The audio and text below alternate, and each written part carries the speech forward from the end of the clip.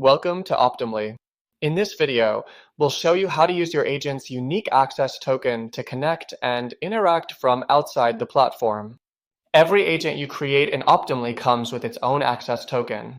This token allows you to interact with the agent programmatically, perfect for third-party integrations. There are three main ways to talk to your agent. 1.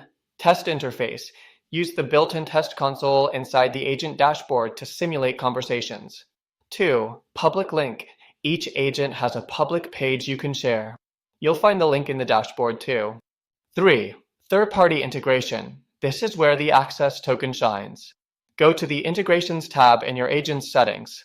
Choose your format, embed in a website, use in a React app, or connect via WhatsApp or other platforms. Just follow the guided steps. The token is already embedded in the config. In case of website integration, you have to either copy the HTML or React code into your website code. Want full control? You can call the Optimly API directly.